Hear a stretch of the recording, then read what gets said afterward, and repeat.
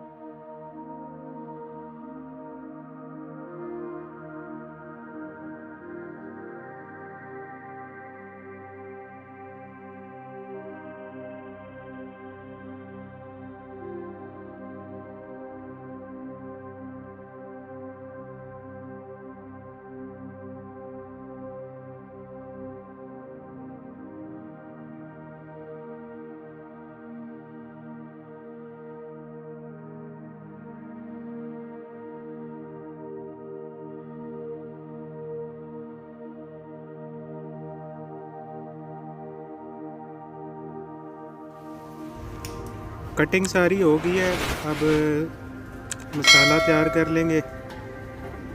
सबसे पहले इसमें कुकिंग ऑयल डालेंगे, तकरीबन 1 कप कुकिंग ऑयल इसमें डालेंगे।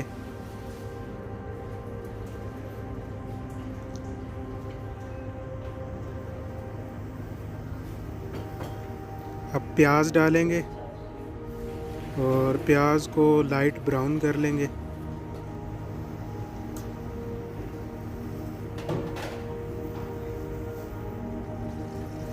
प्याज लाइट ब्राउन हो गया। अब इसमें हम टमाटर, सब्ज़ मिर्च और अदरक लहसुन का पेस्ट शामिल कर देंगे। हमने उसका पेस्ट बना लिया था, ये देखें। इसको हम इसमें शामिल करेंगे और तकरीबन 5 मिनट तक इसको भून लेंगे।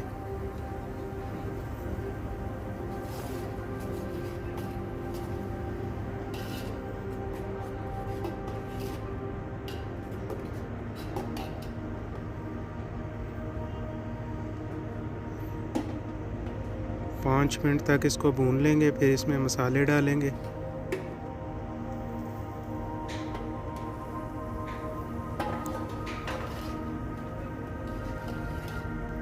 अब हम इसमें मसाले डालेंगे।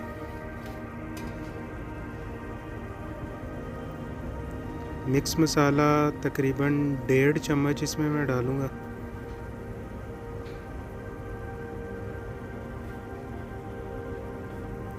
ہلدی پاؤڈر آدھا چمچ اور نمک 1 چمچ بھر کے. سارے مسالوں کو اچھی طرح مکس کریں گے. 1 سے 2 منٹ اس کو بھون کے تو پھر اس میں سبزی ڈال دیں گے. شملہ مرچ اور آلو دونوں اکٹھے ڈال دیں گے.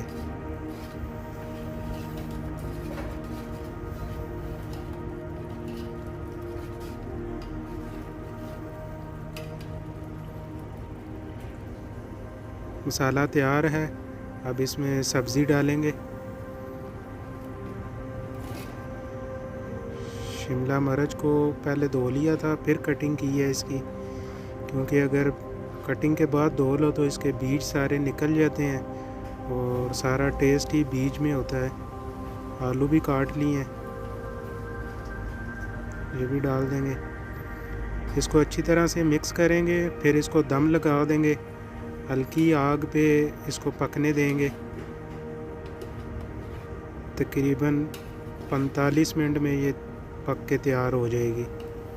اچھی طرح سے مکس کر کے اس کو دم لگا دیں گے اور تھوڑی تھوڑی دیر کے بعد اس کو پھر چمچ سے ہلا دیں گے.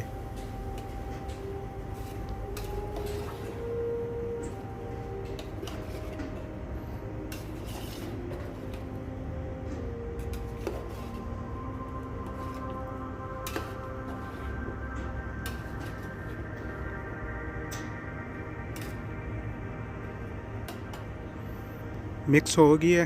اب اس کو ہم دم لگا دیں گے. 15-20 منٹ کے بعد پھر اس کو چیک کریں گے.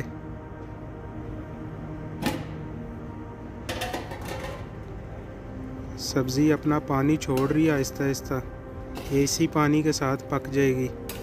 بس اس کو اچھی طرح سے ہلا کے تو پھر اس کے اوپر ڈھکن دے دیں گے.